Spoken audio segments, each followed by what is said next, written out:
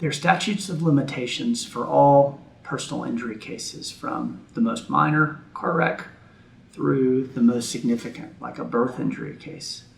And there are statutes of limitations for all of those cases. What a statute of limitations is it is a deadline.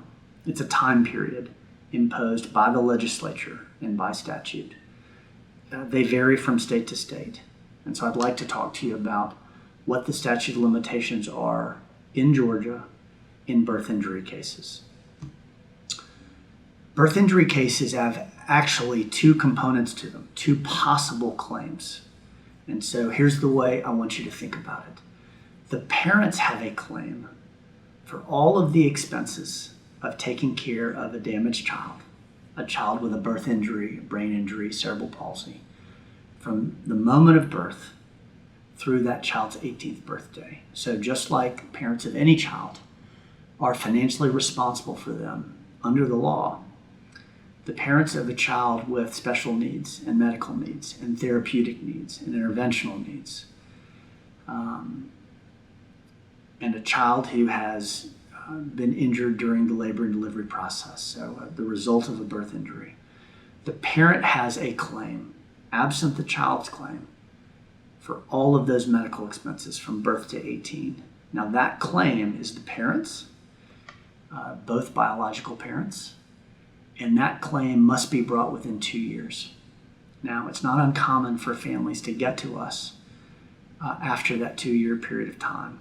Often it's taken them that period of time to A, understand what happened to their child, and B, come to term with their nagging suspicion that maybe something went wrong and maybe the doctors are responsible.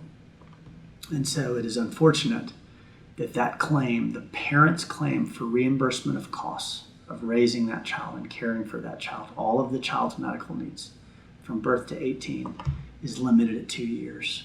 I hope in my heart that one day the legislature will hear from enough parents of injured kids and be pressured into extending that time period. But for now, that time period is 2 years. And so 2 years and 1 day after the delivery of your child, you no longer have the right to bring a claim for reimbursement of medical expenses.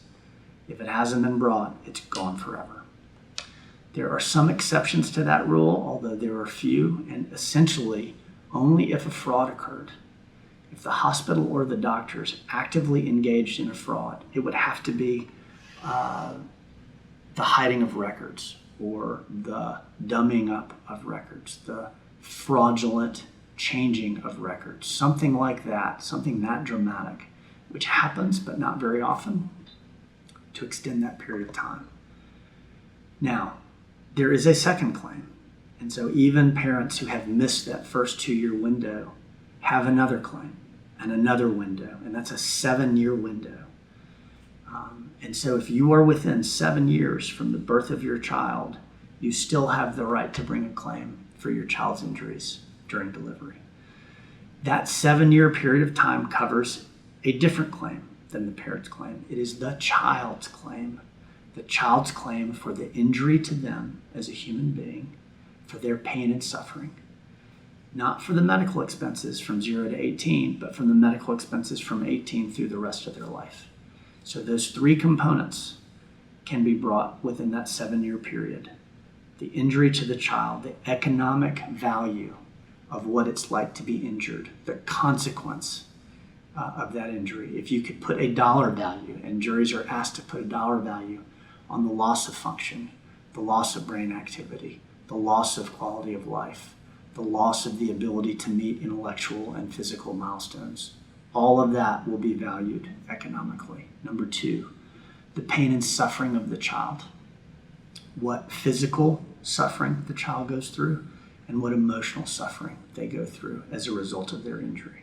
And 3, the medical expenses from 18 through the rest of their life. And by medical, I don't just mean doctors and therapists. I mean care. I mean nursing care, because some of these children, as they grow older, are unable to care for themselves.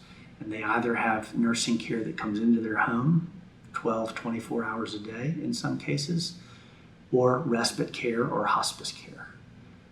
where they are in a facility who specializes in treating people with brain injury and cerebral palsy. And if that is the best and safest environment and the environment the family chooses, then we can make a claim for that.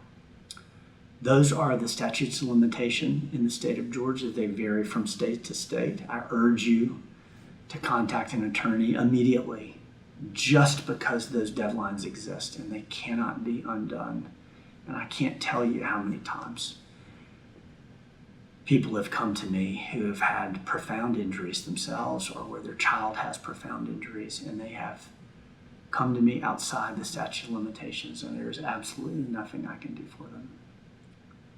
And so I urge everyone to, even if you are unsure about whether you want to go forward with a claim or not, you don't have to make that decision.